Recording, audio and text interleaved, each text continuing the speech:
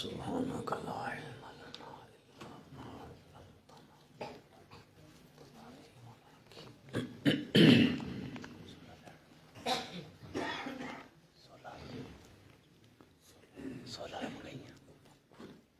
ستارہ ہے کم چل بیسی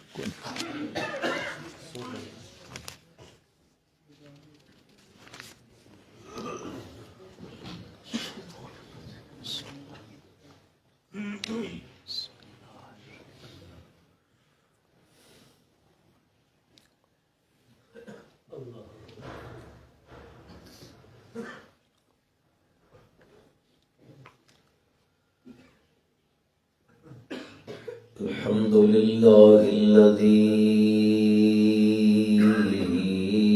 هدانا لهذا وما كنا لنهتدي لولا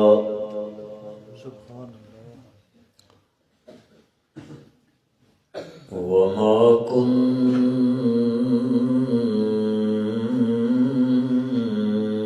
لنهتدي لولا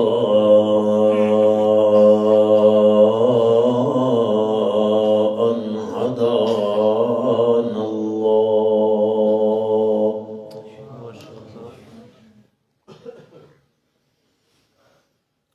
ونشهد أن لا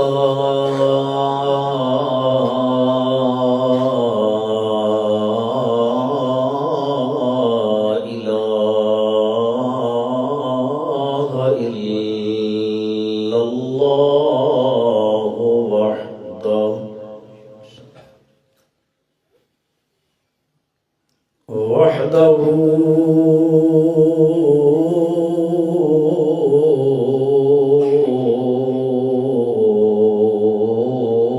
لا شريك له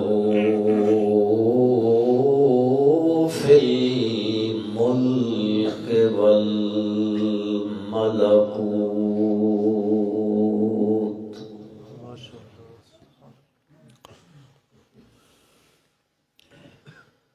ونشهد أن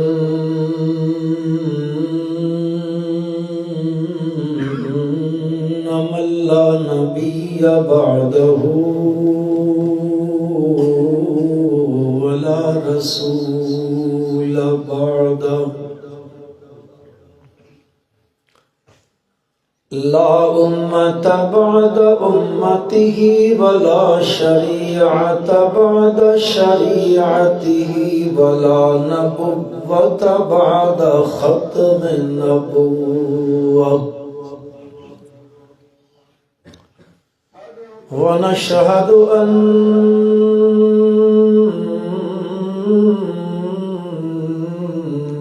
محمدًا عبد الله ونبيه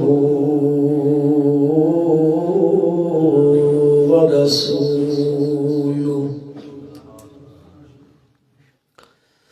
أما بعد فأعوذ بالله من الشيطان الرجيم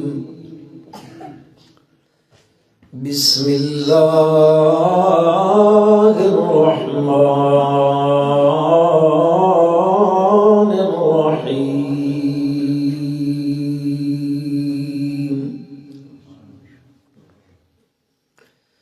شهد الله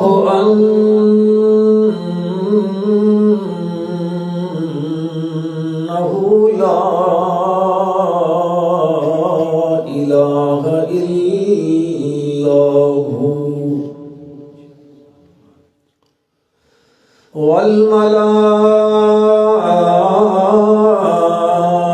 والملائكة وأولو العلم قائما بالقسط لا إله إلا هو العزيز الحكيم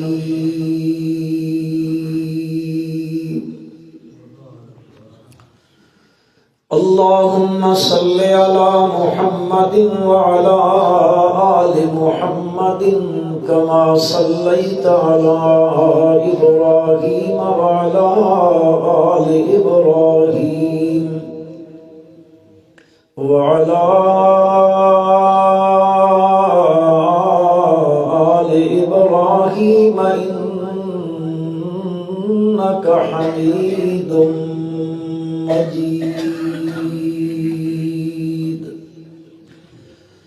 اللهم بارك على محمد وعلى آل محمد كما باركت على إبراهيم كما باركت على إبراهيم وعلى آل إبراهيم إنك حميد مجيد.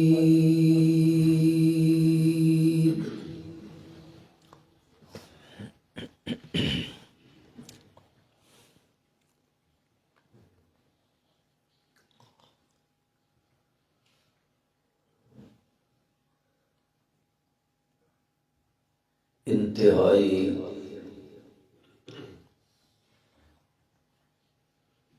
قابل صد احترام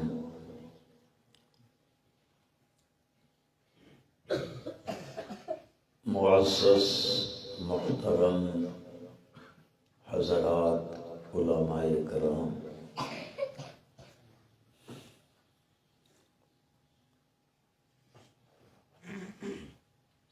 سامعین گرامی قدر، بزرگوں، عزیز بھائیوں، مسلمان دوستوں،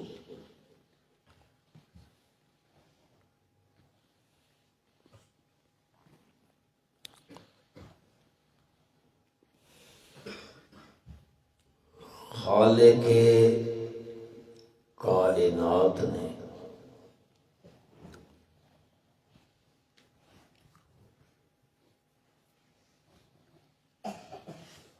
یہ جو بزم رونق سجائی ہے،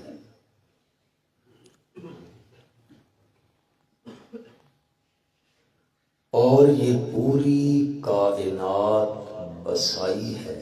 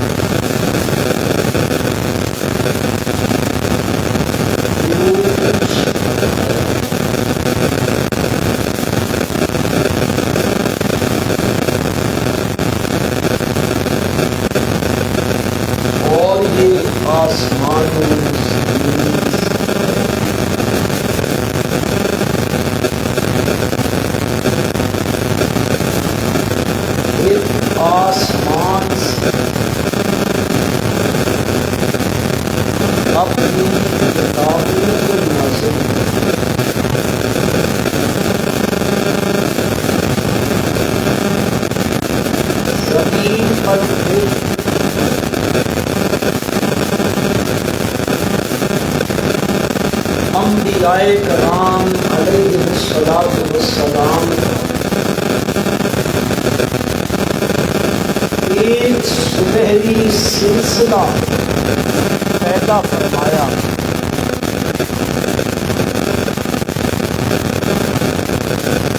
یہ سب کچھ اللہ کے عالم میں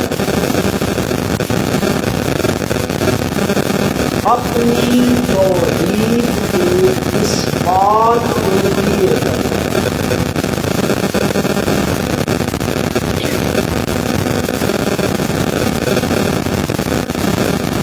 اور پھر اگر بنظر عبید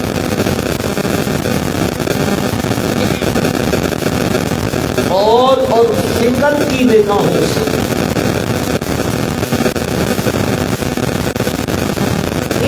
کائنات کی ایک ایک چیز کو دیکھا جائے تو اس کائنات کی ایک ایک چیز کا وجود بھی اللہ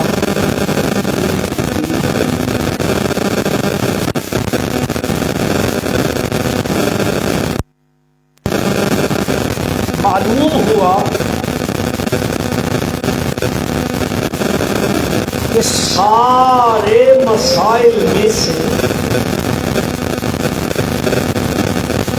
سب سے اہم ترین جو مسئلہ ہے وہ مسئلہ توحید۔ کون سا مسئلہ ہے؟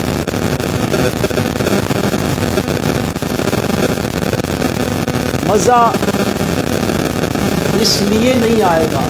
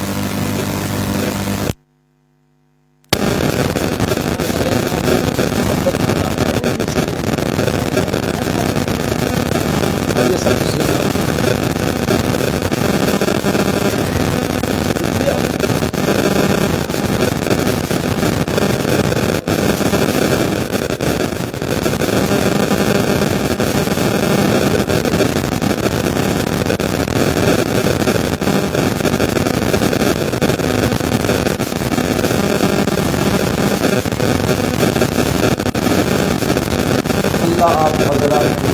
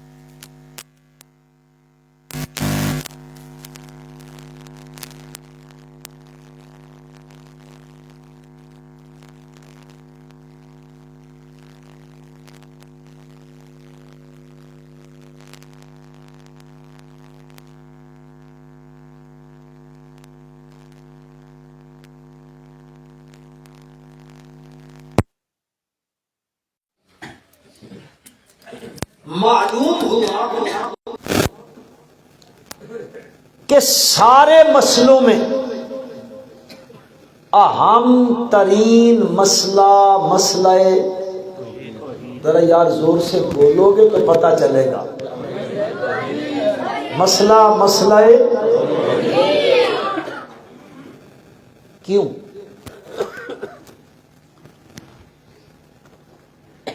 اس لیے یہ اہمیت کا حامل ہے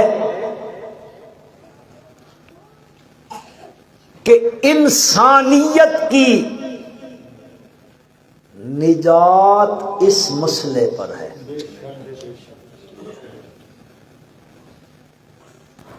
دونوں جہانوں کی سرخروئی کامیابی ہمیشہ کی کامیابی، دائمی کامیابی، اس کا دار و مدار اس مسئلے کے ماننے پر ہے۔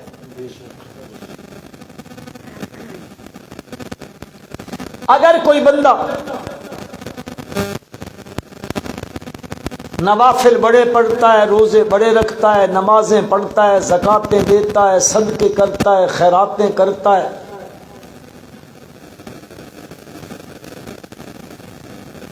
حتیٰ کہ بیت اللہ میں دیے اور چراغ جلاتا ہے، بیت اللہ میں جھاڑو دیتا ہے، آنے والے حاجیوں کو ستو پلاتا ہے، نیکی کرتا ہے نا، لیکن یہ نیکی اللہ کے ہاں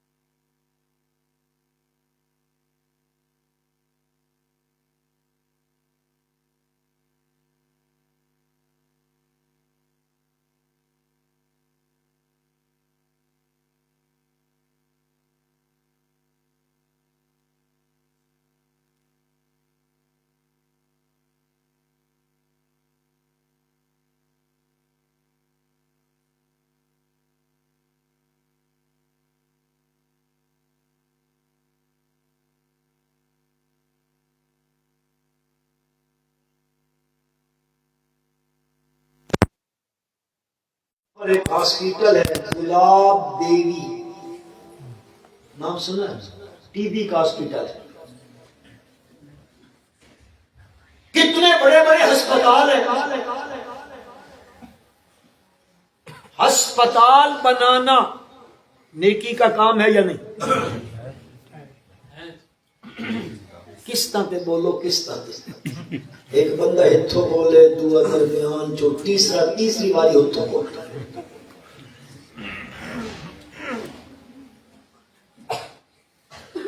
کتنی بڑی نیکی ہے، رفائے عامہ کا کام ہے، انسانیت کی خدمت ہے، اور یہ آپ جانتے ہوں گے، علماء سے سنا ہوگا، شفقت علی الخلق، شفقت علی الخلق، مخلوق خدا پر شفقت کرنا، یہ بہت بڑی عظیم بات ہے۔ اب انہوں نے اتنے بڑے ہسپتال بنائے، گنگا رام بھی ہندو تھا، گلاب دیوی بھی ہندو تھی، کیا خیال ہے آپ بھائیوں کا کہ وہ اتنا بڑا یہ نیکی کا کام کر گئے تو جنت میں تو چلے گئے؟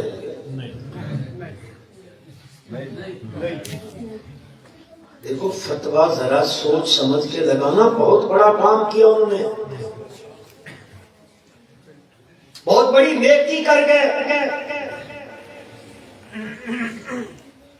بظاہر بہت اچھا کام ہے، جنت میں پہنچ گئے، کیوں نہیں پہنچے؟ اس کے بغیر نجات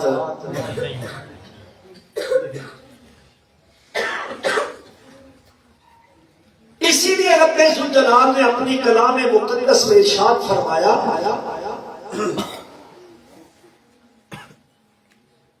جو شخص من اراد الآخرة وسعى لها سعيها وهو مؤمن فأولئك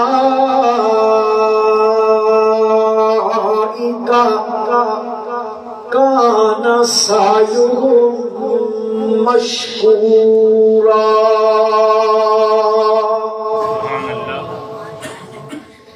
اللہ اپنی لارے کتاب میں ارشاد فرماتے ہیں من اراد الآخرہ وسعى لها سعيها وهو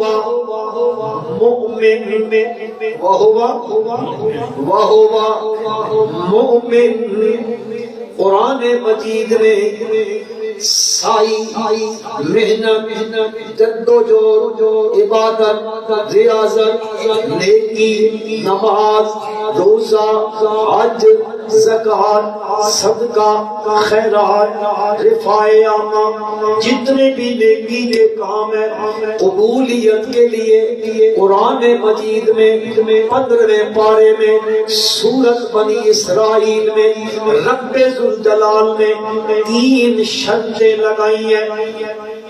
کتنی؟ 3 شرطیں لگائی ہیں. پہلی شرط رب ذوالجلال نے فرمایا من اراد الآخرہ،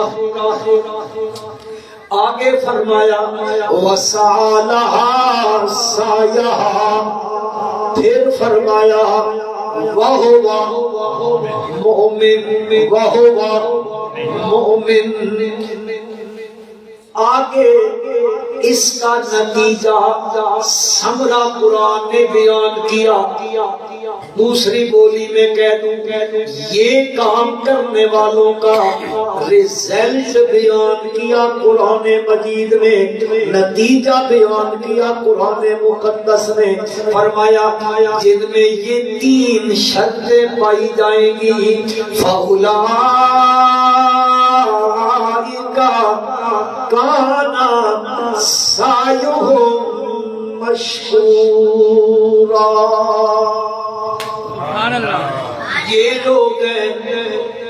یہ لوگ ہیں کان سعیہم، ہے ان کی محنت مشکورہ، ان کی محنت ان کی جدوجہد کی رب ذوالجلال فرماتے ہیں قدردانی ہوگی، قدر کی جائے گی، قبول کیے جائیں گے.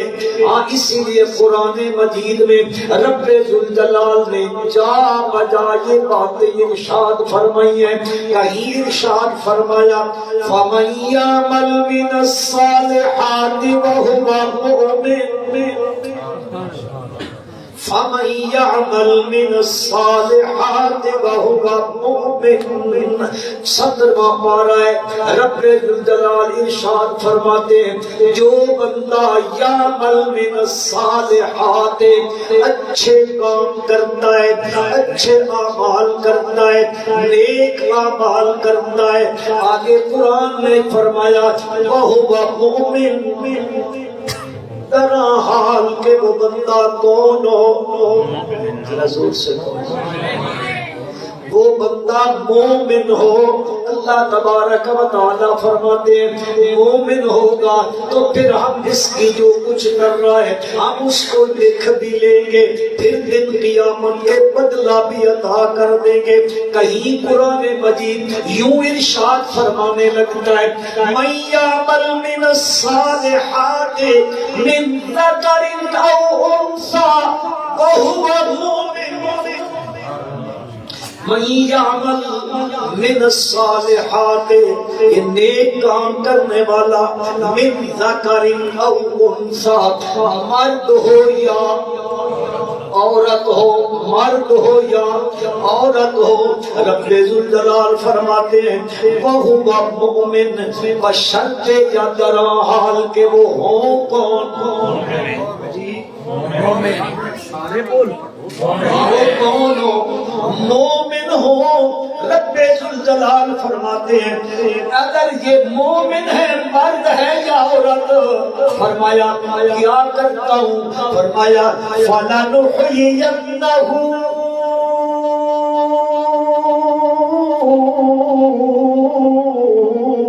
حَيَاةً طَيِّبَةً.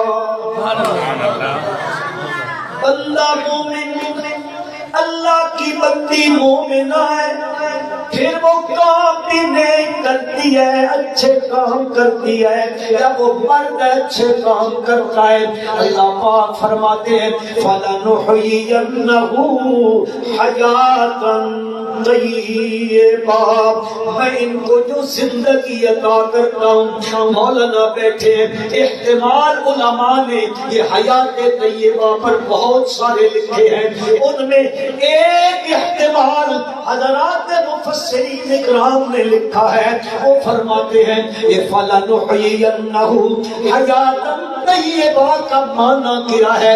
کیا مطلب ہے کہ رب ذوالجلال اس کو حیات طیبہ عطا فرماتے ہیں۔ حیات طیبہ کیا ہوتی ہے؟ فرمایا حیات طیبہ کا ایک مطلب یہ ہے کہ میں اس کو جو زندگی دیتا ہوں اطمینان قلب والی زندگی عطا کرتا ہوں۔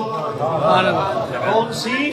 اطمینان قلب والی زندگی، اطمینان قلب والی زندگی عطا کرتا ہوں۔ ہاں کیسے اطمینان قلب والی زندگی ہوتی ہے؟ وہ بندہ اس کے پاس دنیا کی عیش نشاط نہیں ہوتی، دنیا کی دولت نہیں ہوتی، پیسہ نہیں ہوتا، ڈالر نہیں ہوتے، نوکر چاکر نہیں ہوتے، اس کے پاس رہنے کو محل نہیں ہوتا، پہننے کو کپڑے نہیں ہوتے، پاؤں میں جوتا نہیں ہوتا ہے۔ حالت اس کی یہ ہے کہ ایک دن کھانے کو ملتا ہے، 10 دن فاقوں سے گزرتا ہے، رہنے کے لیے مکان کی چھت نہیں ہے، وہ جھونپڑیوں میں رہتا ہے، کئی دن فاقے کر لیتا ہے، اس کے جو ہے وہ قمیض پر 14 جو ہے وہ پے بند لگے ہوتے ہیں، لیکن جو زندگی دیتا ہوں نحیینہ حیاتا طیبہ، زندگی اطمینان قلب والی ہوا کرتی ہے۔ ایسی ایک مثال دے دیتا ہوں، نبی اکرم صلی اللہ علیہ وسلم جو بلے چپڑ یار صلی اللہ زور سے کہو صلی اللہ علیہ وسلم کا صحابی ہے حضرت ابو عبیدہ ابن جراح، سارے کہو رضی اللہ تعالی، دور خلیفہ ثانی لا ثانی، سبحان اللہ، خلیفہ ثانی ذرا کسی اونچا آنکھو رکھا، خلیفہ ثانی لا ثانی دور ان کی امارت کا وہ امیر المومنین ہے، اور امیر المومنین نے مختلف صوبوں میں گورنر رکھے ہوئے ہیں، اور ان گورنروں میں ایک گورنر ہے جس کا نام ہے ابو عبیدہ ابن جراح رضی اللہ تعالیٰ عنہ، اور یہ بندہ وہ ہے جس کے بارے میں نبی اکرم صلی اللہ علیہ وسلم نے فرمایا لِكُلِّ أُمَّةٍ أَمِينٌ وَأَمِينُ هَذِهِ الْأُمَّةِ، ہر امت میں ایک امانت دار بندہ بڑا مشہور ہوتا ہے، اور میری امت میں سب سے بڑا امانت دار ابو عبیدہ ابن جراح ہے رضی اللہ تعالیٰ عنہ۔ حضرت امیر المومنین نے ان کو شام کا گورنر بنایا۔ کون سے صوبے کا؟ شام کے صوبے کا گورنر بنایا، اور حضرت امیر المومنین رضی اللہ تعالیٰ عنہ وقتاً فوقتاً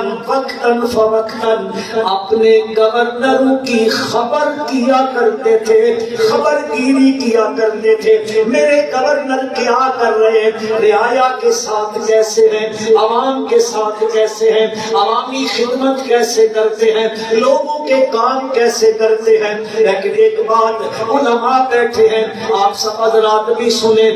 حضرت امیر المومنین رضی اللہ تعالیٰ عنہ نے اپنے گورنروں کو, امیر المومنین نے جب وہ گورنر منتخب فرمائے تو پہلا خط جو لکھا, اس خط میں ایک بات بڑی زبردست لکھی. فرمایا تمہارے سارے کاموں میں سے میرے نزدیک سب سے اہم کام یہ ہے کوئی گورنر نماز قضا نہ کرے. کیا چیز؟ تساں تو اپنے نوکر نو بھی نہ آکھ دے نماز نہ چھوڑی کر.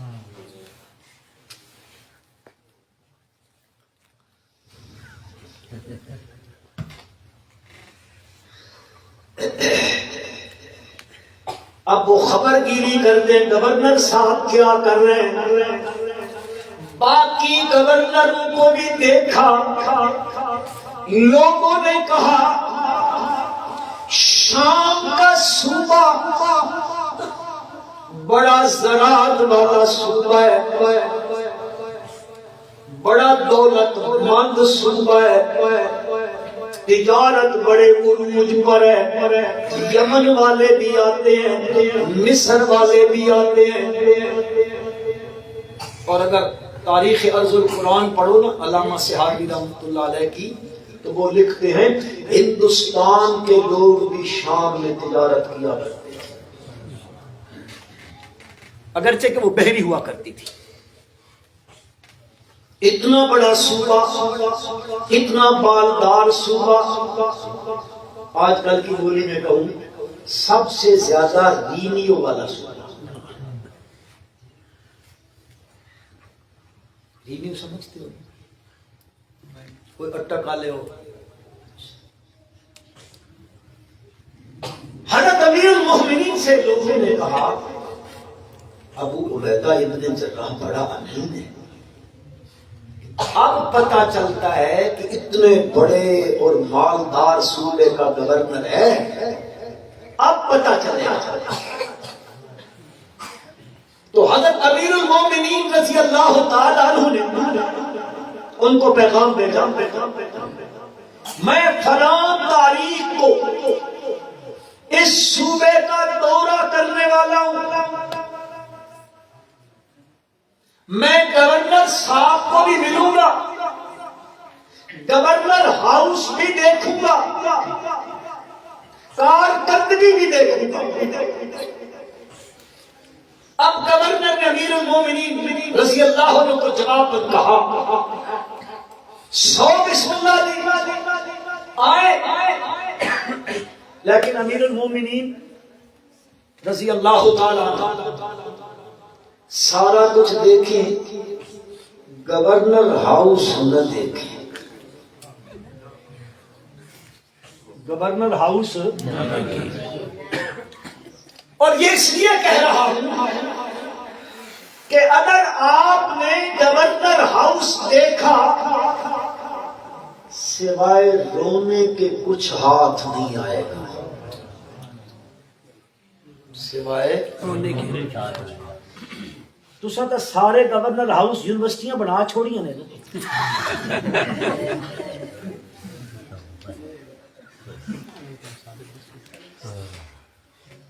اللہ اکبر, اللہ اکبر.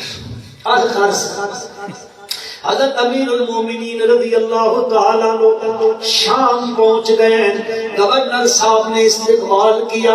حضرت امیر المومنین رضی اللہ عنہ کو گورنر رضی اللہ تعالیٰ عنہ لے کے جا رہے ہیں, شام کے بازار سے گزر رہے ہیں. حضرت امیر المومنین رضی اللہ عنہ ادھر بھی دیکھتے ہیں ادھر بھی دیکھتے ہیں, دکانیں کھلی ہوئی ہیں, بڑی بڑی دکانیں, تجارتی سامان پڑے ہوئے ہیں. حضرت امیر المومنین کے دل کے اندر بھی آتا ہے ضرور اتنا بڑا تجارتی جو شہر ہے, اتنا بڑا علاقہ ہے, دنیا کی تجارتیں ہوتی ہیں.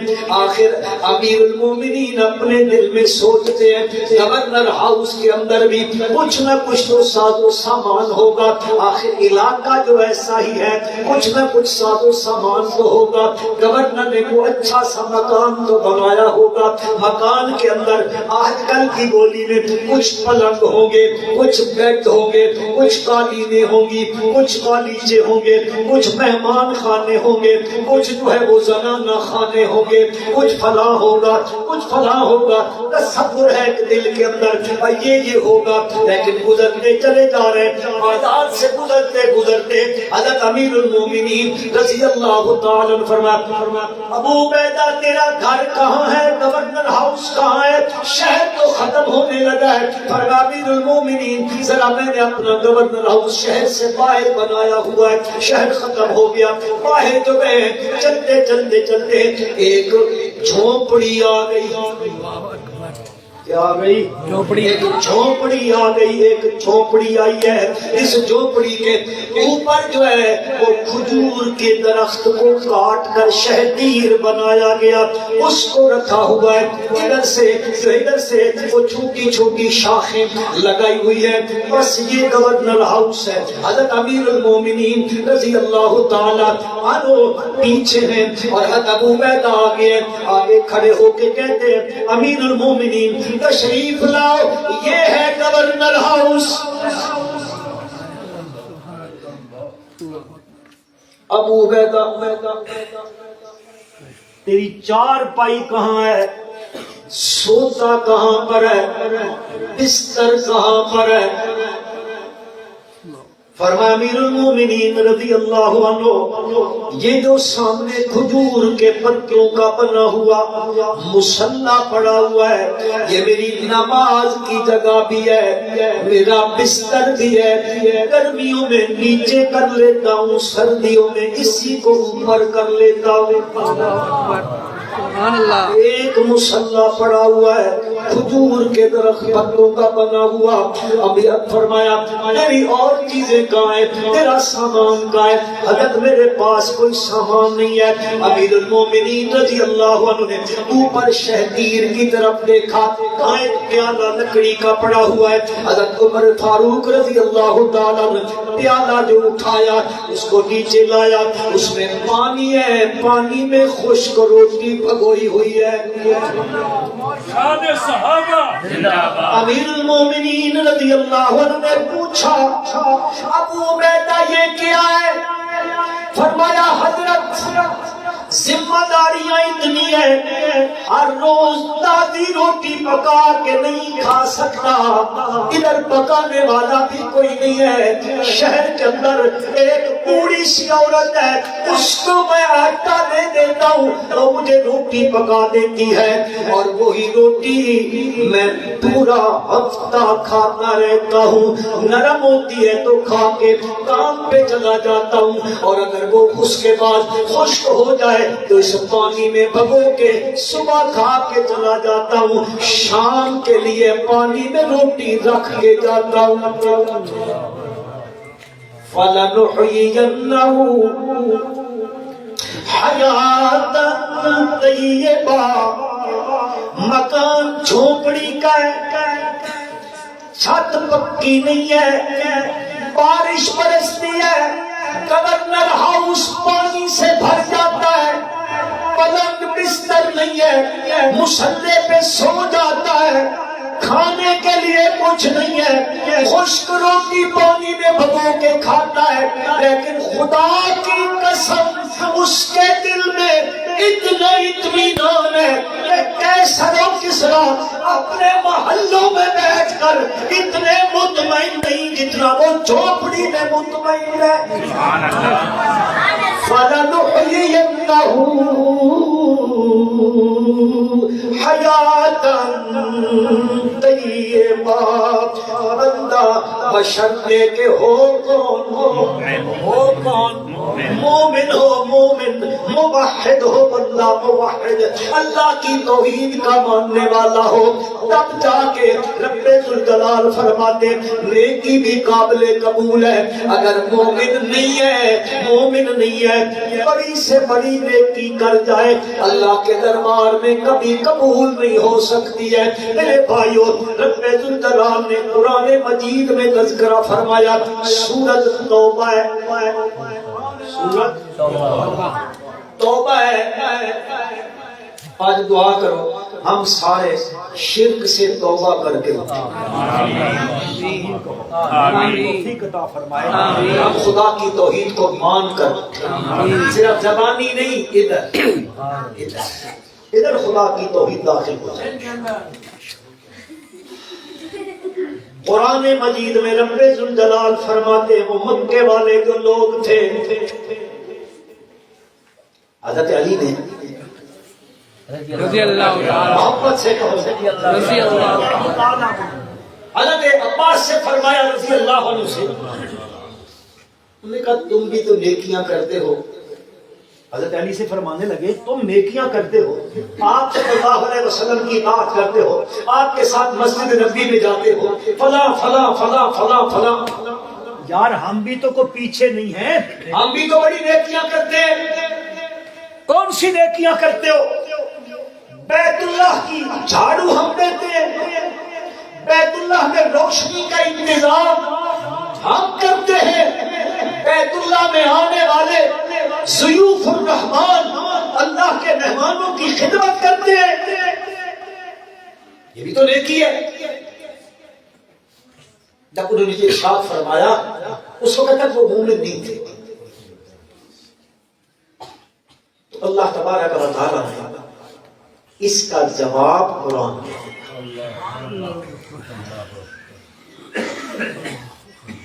اجعلتم سقایۃ الحاج وعمارة المسجد الحرام كمن آمن بالله واليوم الآخر وجاهد في سبيل الله۔ سبحان اللہ۔ ایک طرف یہ ہے، میں بالکل شارٹ کرنے لگا ہوں بالکل اختصار کے ساتھ، ایک طرف یہ کھڑا ہوا ہے جس نے بیت اللہ کو بنایا ہے، بیت اللہ کی تعمیر کی ہے، بیت اللہ کی آبادی کی کوشش میں لگا ہوا ہے، بیت اللہ میں جھاڑو دیتا ہے، حاجیوں کو ستو پلاتا ہے، زمزم کے پانی پلاتا ہے۔ ایک طرف یہ کھڑا ہوا ہے اور بنایا بھی بیت اللہ کو کیسے ہے، تعمیر بھی بیت اللہ کی ایسے کی ہے کہ حرم میں کھڑے ہو کے کہتا ہے اس کی تعمیر میں حرام کا پیسہ نہیں لگے گا۔ کتنی بڑی نیکی ہے، حرام کا پیسہ نہیں لگے گا۔ جو میرے بھائی وہاں گئے ہیں بزرگ، جو نہیں گئے اللہ ہم سب کو لے جائے، کچھ آمین کہو۔ یہ حتیم کا حصہ باہر ہے نا، حتیم کا وہ جو باہر دیوار ہے اس کو حتیم کہتے ہیں نا، یہ باہر میزاب رحمت کہاں گرتا ہے، اور نالا بیت اللہ شریف کا یہ جو باہر دیوار ہے نا، ابراہیم علیہ السلام نے جو بیت اللہ کی تعمیر کی تھی یہ دیوار بیت اللہ کے مکان کے اندر تھی۔ جب انہوں نے تعمیر کیا مکے والوں نے تو اس وقت انہوں نے جب یہ اعلان کیا حرام کا پیسہ نہیں لگے گا تو پیسے کم پڑ گئے، بنائے ابراہیمی وسیع تھی، انہوں نے کہا حضرت ابراہیم کی بنا کو کلوز کر دو، چھوٹا مکان کر دو بیت اللہ کا، یہ جگہ باہر نکال دو۔ ہم یہ کر سکتے ہیں بیت اللہ کے مکان کو چھوٹا کر دو پر حرام کا روپیہ اس پہ نہیں لگا سکتے۔ نیکی ہے کہ نہیں یار؟ نیکی ہے۔ اسی سود دے پیسے نال مسجد بناندے ہاں، حرام ہے۔ سود دے پیسے نال مسجد بنائی تے بس آپ بار چوڑا ہو کیا میں نے مسجد بنائی ہے، حاجی صاحب اسلام آپ کے دی ہے۔ پیسہ کون سا تھا؟ رشوت، حرام، کسی کے پلاٹوں پہ قبضے کر کے فروخت کیے، وہ سمجھتے ہیں ان کے ہم نے قبضہ کر لیے، چلو بیچ میں تھوڑا بہت پیسہ مسجد پہ لگا دو سارا حلال ہو جائے۔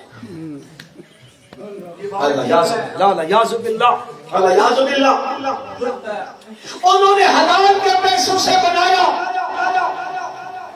لیکن رب ذوالجلال کیا فرماتے، توجہ میری طرف، جو بات میں کہنے لگا ہوں کر رہا ہوں کہ جب تک بندے کے اندر ایمان نہیں آتا، مومن نہیں ہوتا، موحد نہیں ہوتا، اس وقت تک اس کا کوئی عمل بھی اللہ کے دربار میں قبول نہیں ہوتا۔ تو قرآن نے فرمایا اجعلتم سقایت الحاج وعمارت المسجد الحرام کمن، یہ جو کمن کا کاف ہے یہ مثل بیان کر رہا ہے، یا آپ یوں سمجھ لو میرے بھائیوں، ایک طرف یہ ہے اس نے بیت اللہ حلال کے پیسوں سے بنایا، حاجیوں کو زمزم پلاتا ہے، ستو پلاتا ہے، بیت اللہ میں جھاڑو دیتا ہے، بیت اللہ میں روشنی کا انتظام کرتا ہے، قربانیاں کرتا ہے، منا جاتا ہے، مزدلفے جاتا ہے، عرفات جاتا ہے، حج کے ارکان ادا کرتا ہے، بیت اللہ کے طواف بھی کرتا ہے، یہ ساریاں نیکیاں کرتا ہے۔ رب ذوالجلال فرماتے ہیں ایک طرف یہ کھڑا ہوا ہے، اب دوسری طرف یہ ہے کمن کیا، یہ برابر ہے اس کے، کمن کون سا بندہ کس کے برابر؟ فرمایا آمن باللہ، جو ایمان لایا کس پر؟ کس پر؟ اس نے یہ مانا حاجت روا، حاجت روا، مشکل کشا، کار ساز، بگڑی بنانے والا، مشکلوں میں کام آنے والا، بچے بچیاں دینے والا، بیماریوں میں شفائیں دینے والا، مقدموں میں رہائیاں دلانے والا، زور سے عالم الغیب، مختار مطلق، مدبر کائنات، مصرف الامور، پال کھوٹی قسمتیں کھڑی کرنے والا، کس نے یہ مانا؟ کمن آمن باللہ والیوم الاخر وجاہد فی سبیل اللہ، اللہ کی توحید کو مانا، قیامت میں ایمان لایا، اپنی جان بھی اللہ کے راستے میں لٹا گیا۔ کیا اللہ فرماتے ایک طرف یہ ہے، ایک طرف یہ ہے اس نے بیت اللہ بنایا، ایمان نہیں ہے، ستو پلایا، ایمان نہیں ہے، اس نے جھاڑو دیا، ایمان نہیں ہے، روشنی کا انتظام کیا، ایمان نہیں ہے، ادھر یہ کھڑا ہوا ہے، اس کے پاس نہ کوئی تعمیر کا پیسہ ہے، نہ اس کے پاس کوئی روشنی کے لیے روغن اور تیل ہے، اس کے پاس کچھ نہیں ہے۔ اب میرے بھائیوں اس کو بھی آسان کر کے سمجھانے لگا ہوں، یہ ابو جہل ہے، یہ بلال ہے۔ ایک طرف ابو جہل کھڑا ہوا ہے جس نے بیت اللہ کی تعمیر کروائی ہے، سردار مکہ ہے، قریش کا بڑا آدمی ہے، وہاں مکے میں یہ ساری چتراہٹ اس کی چلتی ہے۔ فرمائے ادھر وہ بلال کھڑا ہوا ہے جو بیچارہ غلامی کی زندگی گزار رہا ہے، اور غلام تو اپنی ذات کا بھی مالک نہیں ہوا کرتا، اس کی ملکیت میں کچھ نہیں ہوتا، کدھر وہ بیت اللہ کی تعمیریں کرتا۔ فرمائے یہ دونوں ہیں، اللہ پاک فرماتے کیا یہ لوگ دونوں برابر ہیں؟ اللہ پاک نے کہا لوگ تو کہیں گے اور نہیں، مصلحت کا تقاضا یہی ہے، اور چھڈو جی چھڈو، رہنے دو، یہ برابر ہے۔ اللہ پاک نے فرمایا مجھ سے پوچھو نا، میں تمہیں بتاتا ہوں، لا یستوون عند اللہ،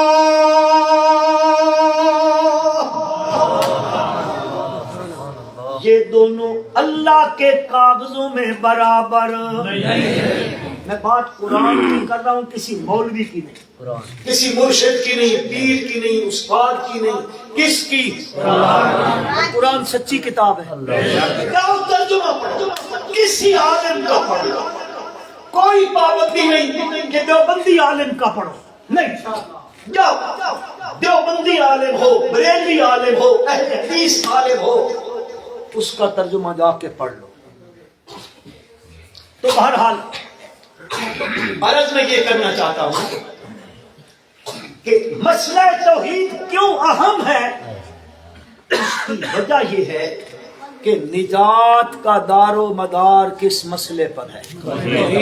کس مسئلے پر ہے؟ توحید تو اتنا میٹھا سا لفظ ہے، یہ میٹھا کے کوڑا جی کوڑا تسی آدھے میٹھا یہ آدھے کوڑا اس کی منی ہے بات جیب میں رکھو.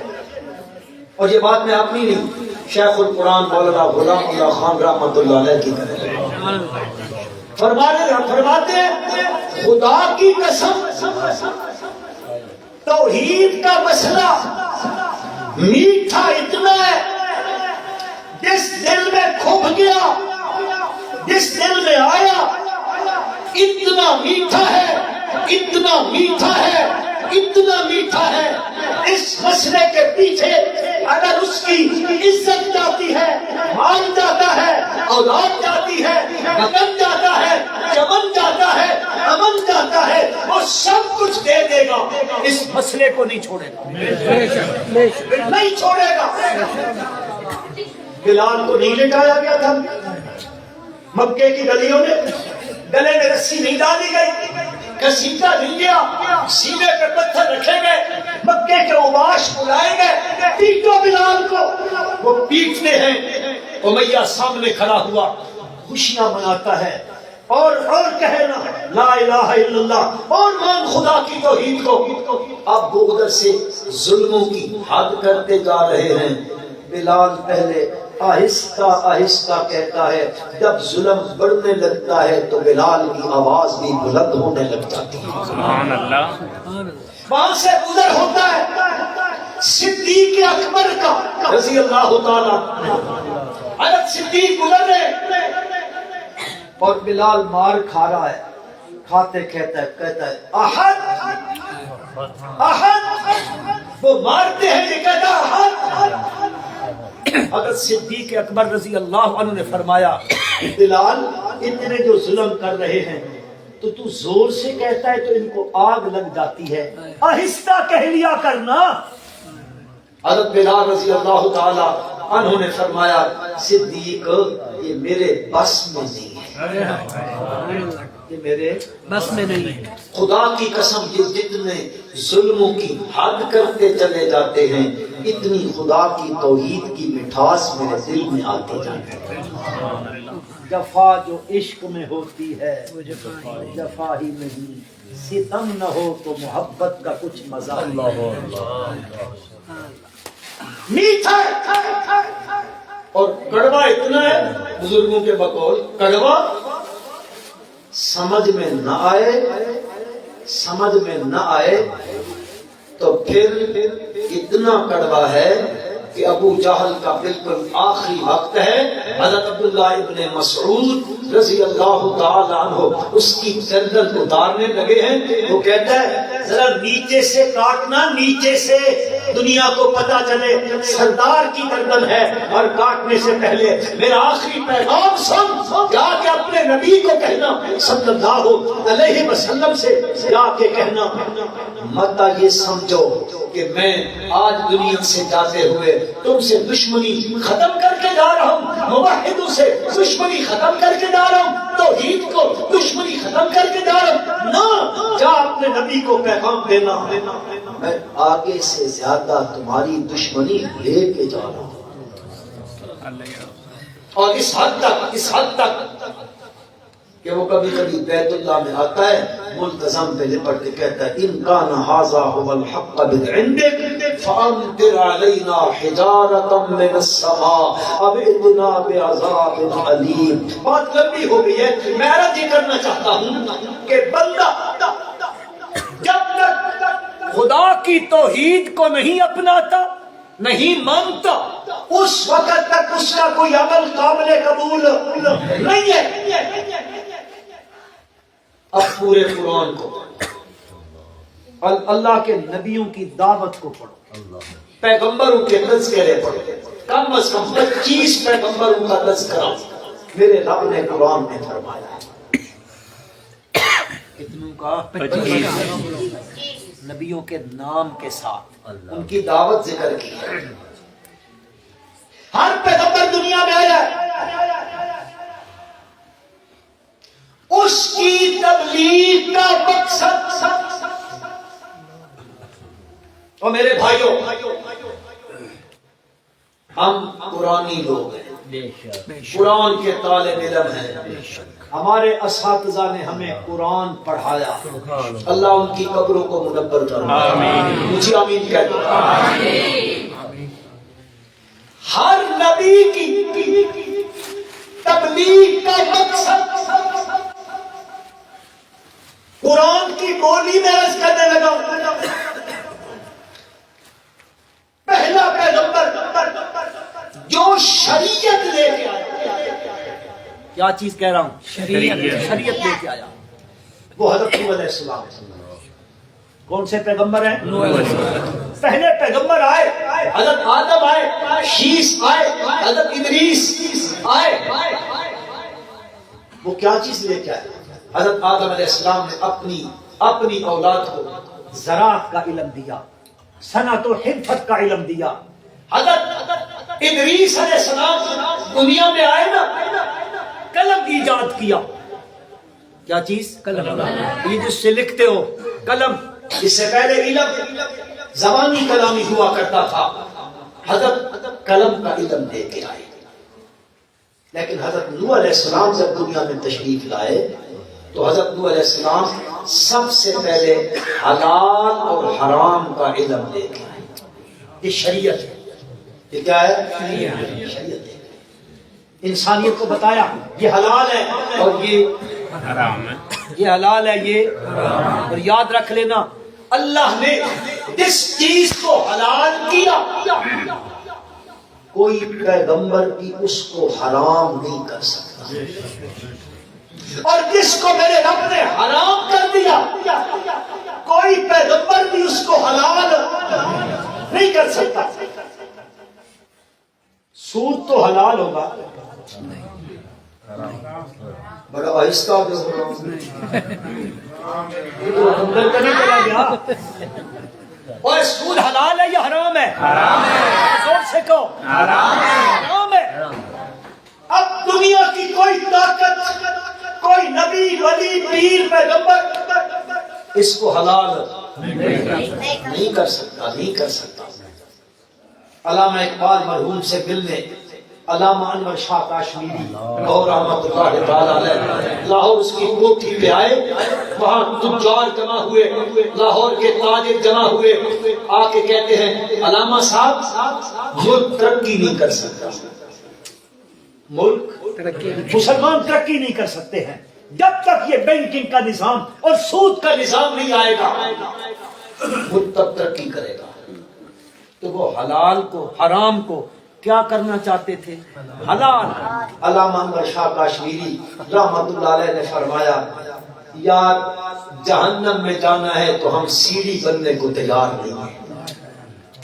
پتہ نہیں سمجھو کہ نہیں سمجھو، اور جانا ہے نا، ہمیں سیڑھی بنا کے تو نہ جاؤ کہیں جانا ہے تو گھس جاؤ جہنم میں۔ کسی میں یہ اختیار نہیں ہے، نہ نبی کو ہے نہ ولی کو ہے۔ جب نبی کو نہیں ہے تو کسی اور کو ہو سکتا ہے اختیار؟ صرف ایک دن نبی اکرم صلی اللہ علیہ وسلم نے عصر کی نماز کے بعد میرے آقا صلی اللہ علیہ وسلم ساری میری ماؤں کے گھر جایا کرتے تھے۔ ازواج مطہرات کیا، اس کے گھر، اس کے گھر، اس کے گھر، اس کے گھر، تھوڑی تھوڑی دیر بیٹھا کرتے ہیں۔ اگرچہ کہ آپ کے ذمے یہ چیز واجب نہیں تھی، تو سنگے کا مسلمان، لیکن اس کے اخلاق کریمہ ہیں، وہ خلق عظیم کے مالک ہیں۔ ایک میری اماں نے نبی اکرم صلی اللہ علیہ وسلم کو شہد پلانا شروع کیا، تو دوسری میری مائیں کہنے لگی وہاں تو زیادہ بیٹھتے ہیں، ان کے دل میں تھا ہمارے پاس زیادہ بیٹھے، اور یہ سونکنوں میں ہوتا رہتا ہے۔ مطلب تم اعتراض کرنے لگ جاؤ کہ ہوتا ہے، یہ دبا ہوا ہے۔ اب وہ میری مائیں آپس میں مشورہ کر کے کہتی ہیں جب رسول اللہ اصل آئیں گے نا ہم کہیں گے آپ تشریف لائے، کہا جی آپ کے منہ سے کوئی بو آ رہی ہے. آپ نے فرمایا میں نے تو کچھ نہیں کھایا، بس وہاں میں گیا تھا اور شہد پیا ہے بس. وہ میری مائیں کہنے لگی شاید مکھیاں کہیں مغافیر پہ بیٹھی ہوگی، اس کا رس لیا ہوگا، آئی چھتے میں آ گئی، مغافیر کی بو آتی ہے. میرا نبی تو خوشبو ہی خوشبو تھا، میرے پیغمبر کا تو پسینہ بھی خوشبو تھا. میرے پیغمبر کو پسینہ آتا تو لوگ میرے پیغمبر کا پسینہ اتار کے ڈبیوں میں بند کرتے، عید والے دن وہ اپنے جسم پہ لگاتے. جو جب وہ عیدگاہ میں جاتے یا جمعے والے دن مسجد میں جاتے، لوگ پوچھا کرتے تھے یہ خوشبو کون سی دکان سے خریدی ہے؟ تو کہنے والے کہتے خوشبو نہیں ہے، خوشبو نہیں ہے، یہ میرے نبی کا پسینہ ہے. انہوں نے کہا بو آ رہی ہے. آپ نے فرمایا آج کے بعد شہد بات کہی. میرے رب نے اوپر سے قرآن اتارا اور بتایا مختار کل میں ہوں.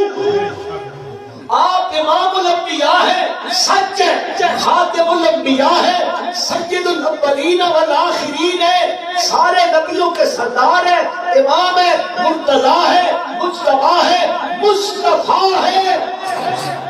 لیکن مختار کل کون ہے؟ اللہ نے اوپر ستارا یا ایھا النبی لم تحرم ما احل اللہ لک. اے میرے پیغمبر صلی اللہ علیہ وسلم. ایک بندے تھکے پے ٹائم بھی تو تھیا کھلوتا گھنٹہ، لیکن یہ شو بیچارے تھکے مارے ہوئے بیٹھے سارا دن بیچارے کام کیتا، صبح چھٹی تو نہ لے.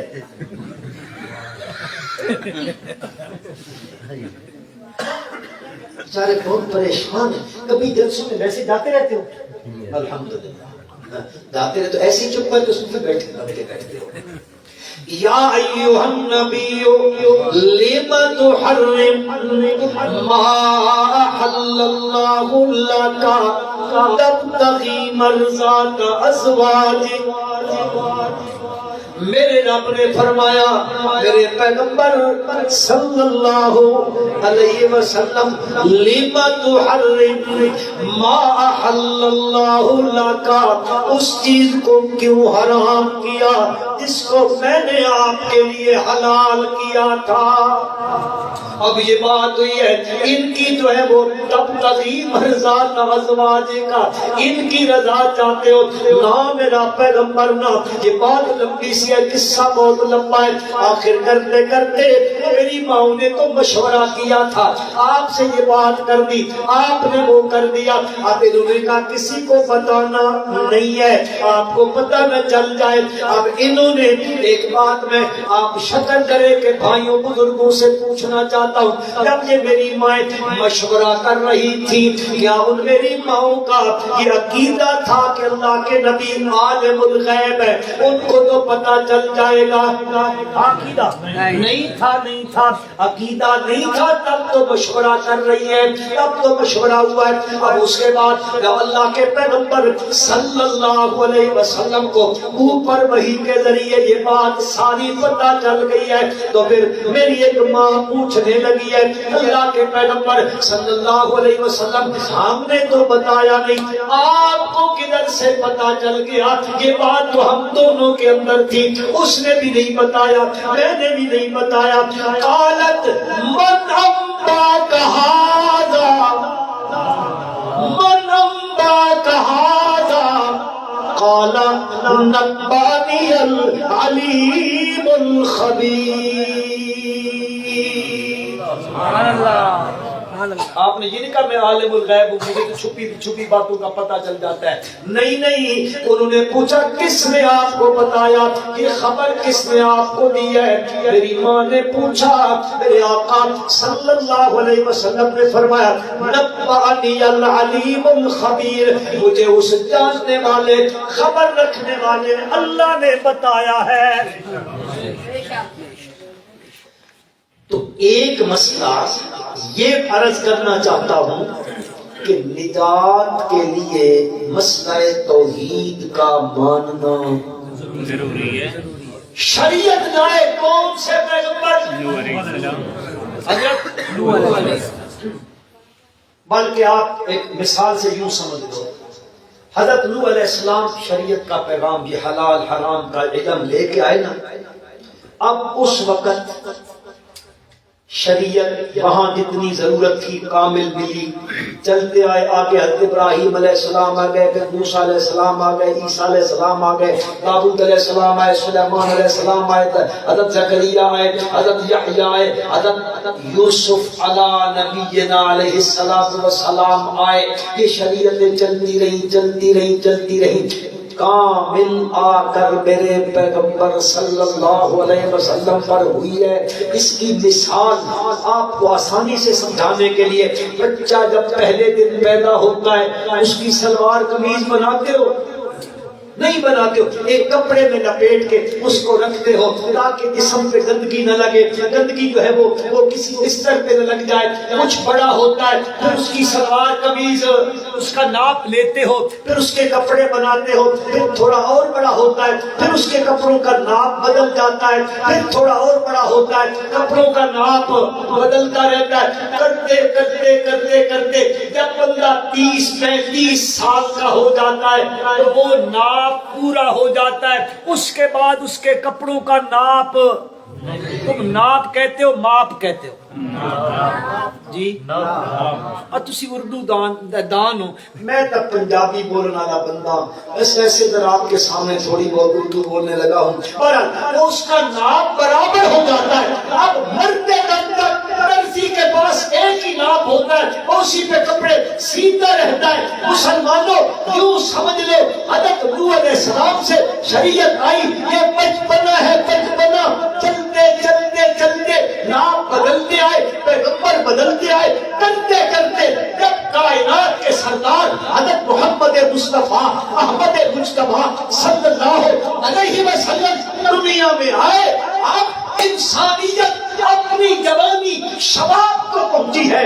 میرے رب نے شریعت کو مکمل کر دیا. اب قیامت تک کے لیے شریعت کا یہی لباس ہوگا، یہی ناپ ہوگا. اب کسی اور لباس کی ضرورت نہیں ہے، اس لیے کہ یہ شباب پہ پہنچ چکی ہے. تب میرے رب نے فرمایا الیوم اکملت لکم دینکم واتممت علیکم نعمتی ورضیت لکم الاسلام دینا. سبحان اللہ، ماشاء حضرت نوح علیہ السلام آئے، آپ نے تبلیغ فرمائی. اور مقصد تبلیغ کیا ہے؟ ذہن میں آیا مقصد تبلیغ کیا ہے؟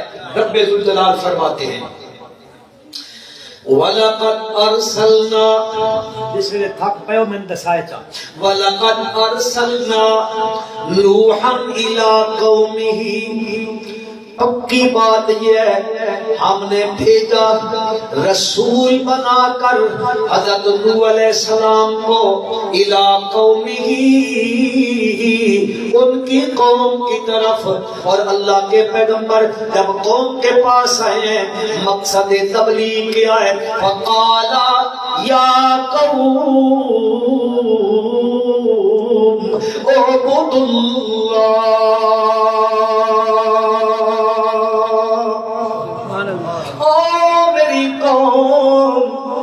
عبادت کرو کس کی؟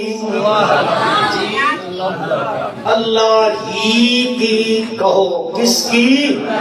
اعبدوا اللہ. کیوں اس ایک کی عبادت کرے؟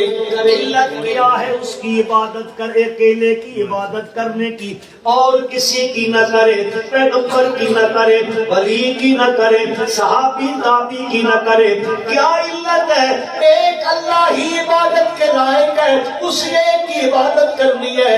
اللہ کا قرآن علت بیان کرتا ہے، فرمایا ما لکم من الہ غیرہ، ما لکم من الہ غیرہ، اس لیے کہ اس کے سوا تمہارا اور کوئی الہ نہیں۔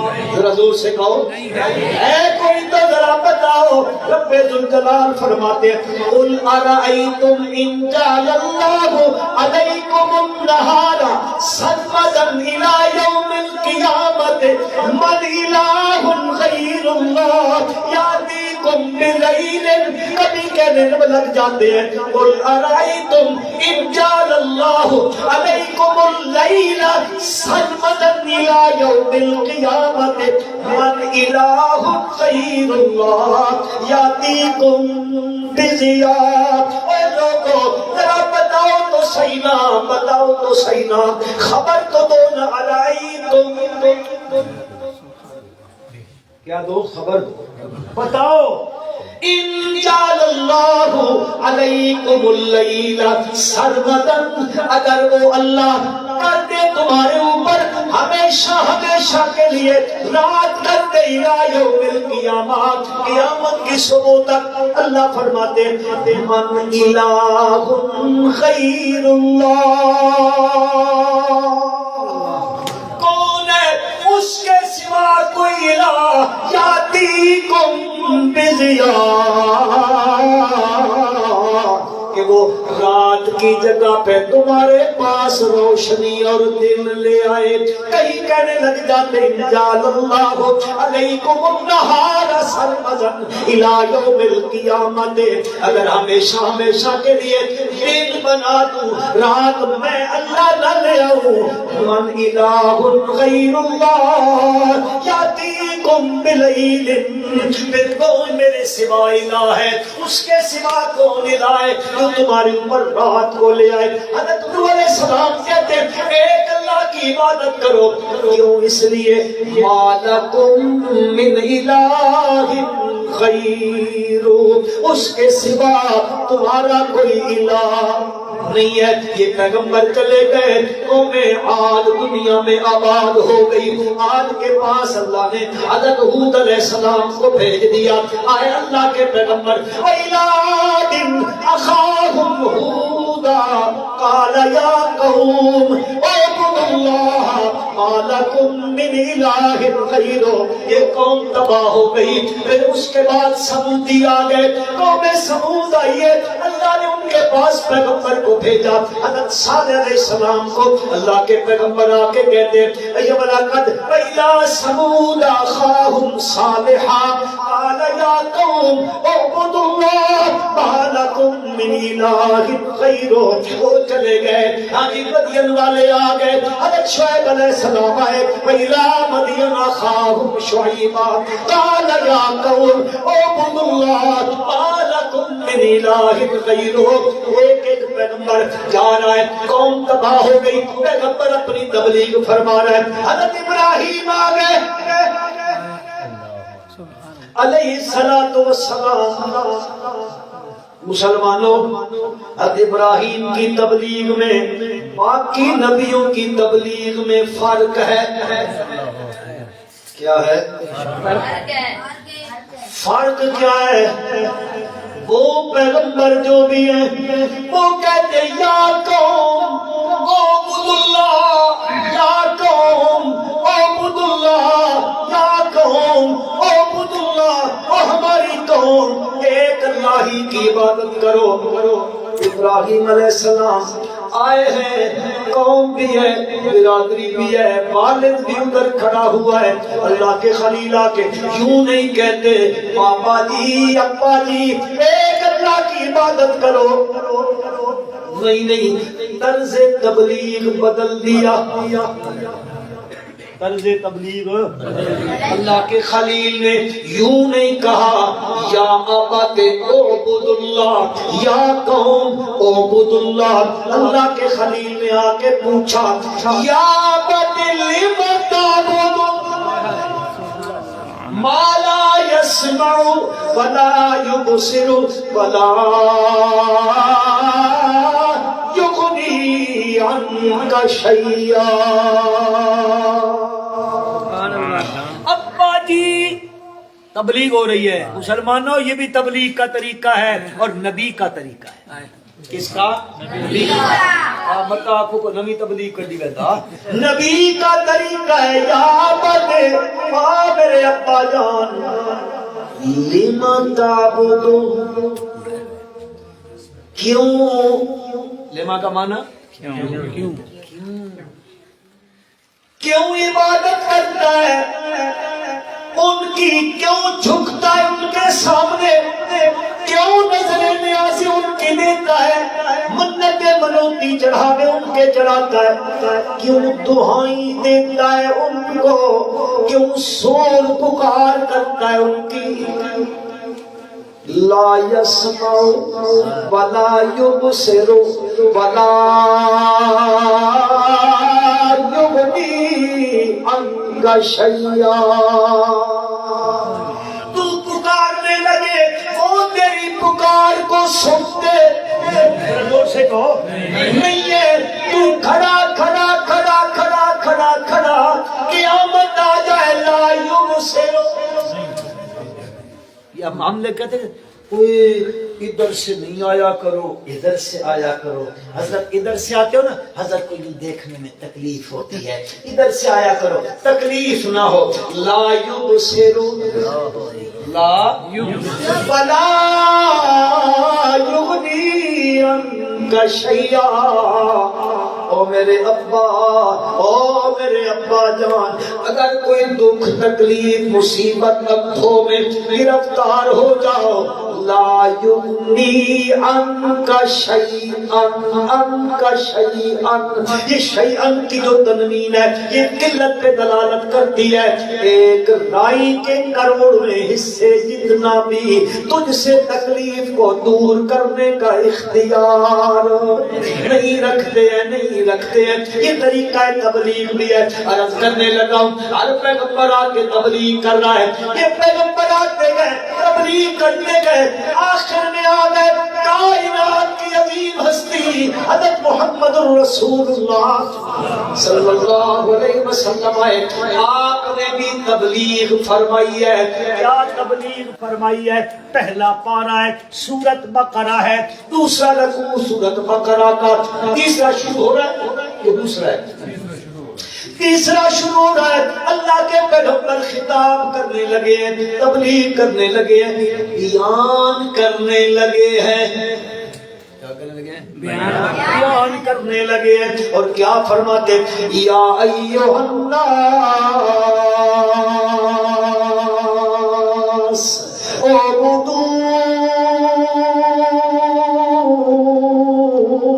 ربکم الذی خلقکم والذین من قبلکم لعلکم تتقون الذی جعل لکم الارض فراشا والسماء بناء وانزل من السماء ماء فاخرج به من الثمرات رزقا لکم فلا تجعلوا للہ اندادا ایھا الناس۔ تو نو تھی جی نمی گل سنی دے سنتے پہ ہو تو سب کو نہیں سنی۔ وہ کہتے تیتی دا کسی چاول کھلا کے ٹھیک کھوا دے ایسی تو سننے سارے پاس۔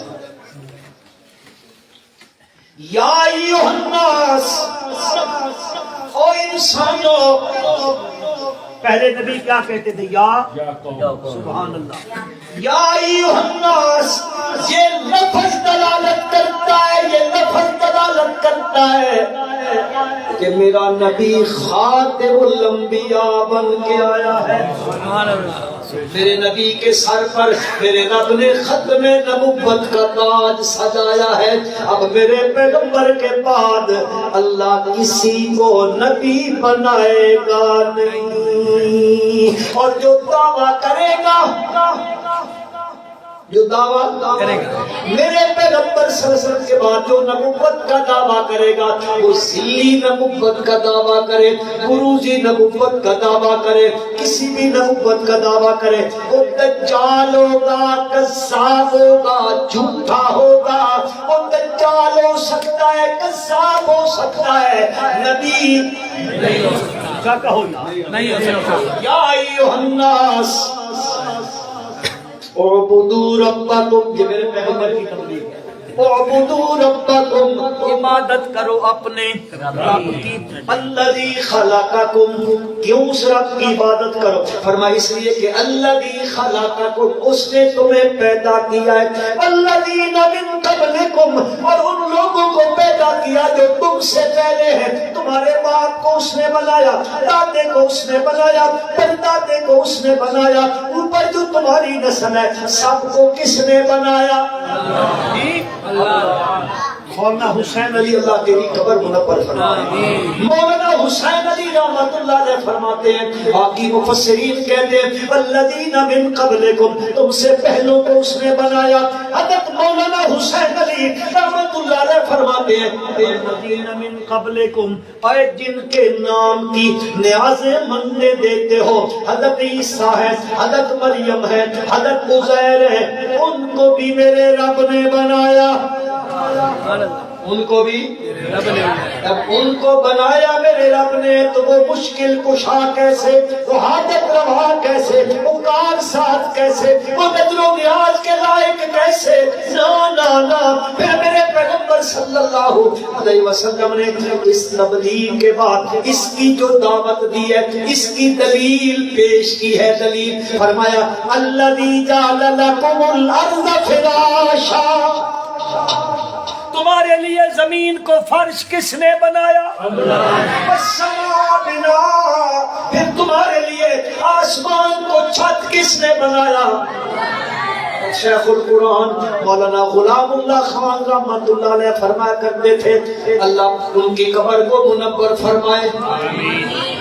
پنجابی کی زبان میں کہتے تھے, اٹکی زبان میں کہا کرتے تھے, فرماتے تھے اللہ کا توحید دا مسئلہ سمجھاون واسطے حد کر دتی دلائل دی, کدے نقلی, کدے عقلی, کدے اعترافی, کدے وحی دی دلیلاں دتیاں تے اجے بھی تن سمجھ چ نہیں آئی تے پیراں دے تھلے پچھی ہوئی زمین دا یہ بات بھی نہیں سمجھ آئی تبت اتے تنی ہوئی آسمان دی چھت تا تک تن اللہ دی توحید سمجھ چاوے سی. سبحان اللہ. الذی جعل لکم الارض فراشا والسماء بناء وانزل من السماء ماء. خدا دی قسم اللہ توحید دے سمجھاونے حد کر دتی, حد کر دتی. کوئی چیز میرے رب نے اس طرح نہیں سمجھائی جس طرح اللہ نے اپنی توحید کو سمجھایا. اور اس طرح ایک دونے دونے تے دو دونے چار, ایک دونے دونے تے دو دونے چار. اساں پڑھدے ہوندے سکول وچ اساں دے ایک دونے دونے تے دو دونے چار. ٹھیک گئیاں چھٹیاں تے ویندے پیاں کھان وان چھٹی دے سکا میرا خیال ہے تساں کہے اوکھے بیٹھے ہو, چھٹی ملنی چاہیے آپ کو بھی.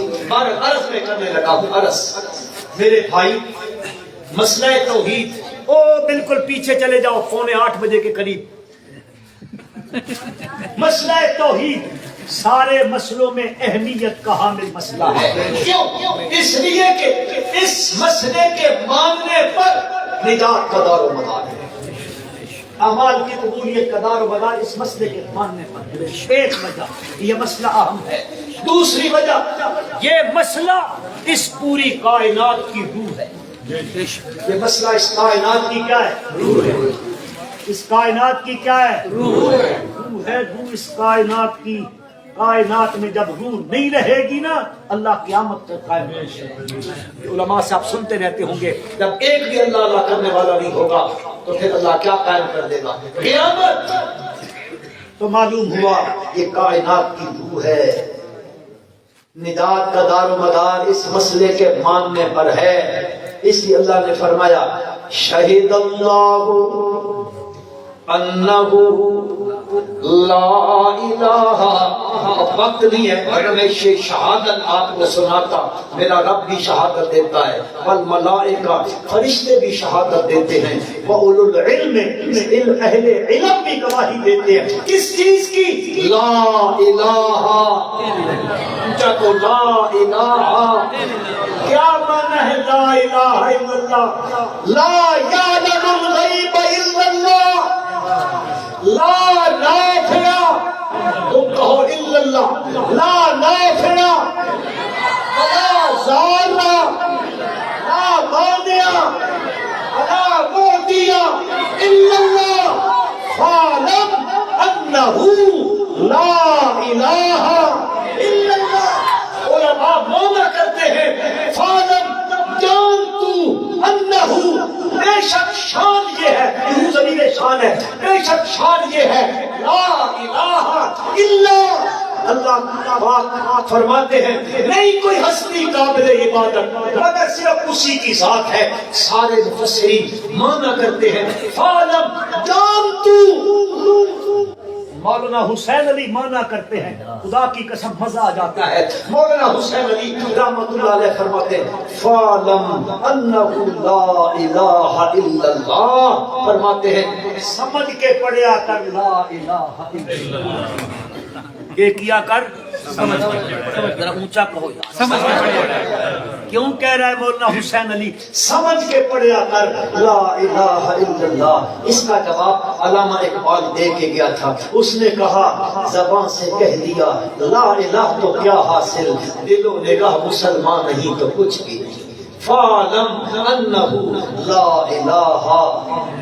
یہ مسئلہ اہمیت کا حامل ہے یا نہیں ہے؟ اس کو بیان کرنا چاہیے کہ نہیں ہے؟ اپنے خطبہ کو کہو, اپنے خطبہ کو کہو اپنے جمعوں میں اللہ کے قرآن سے رب کی توحید کا مسئلہ ضرور سنائیں تاکہ انسانیت نجات پا جائے. خدا کی قسم ہم کسی پہ طنز کرنے کے لیے نہیں, نشتر چلانے کے لیے نہیں, ہم صرف یہ چاہتے ہیں اللہ یہ مسئلہ ہمیں بھی سمجھنے کی توفیق عطا فرما, ان میرے بھائیوں کو بزرگوں کو سمجھنے کی توفیق عطا فرما. پھر زندگی کی آخری سانس تک اللہ اس مسئلے پر ہم سب کو استقامت نصیب فرمائے. اللہم صلی علی سیدنا و مولانا محمد النبی الأمی و آلہ و بارک وسلم. اللهم إنا نجعلك في نحورهم ونعوذ بك من شرورهم. اللهم استر عوراتنا وآمن روعاتنا. اللهم احفظنا من كل بلاء الدنيا وعذاب الآخرة. اللهم اجعلنا مفلحين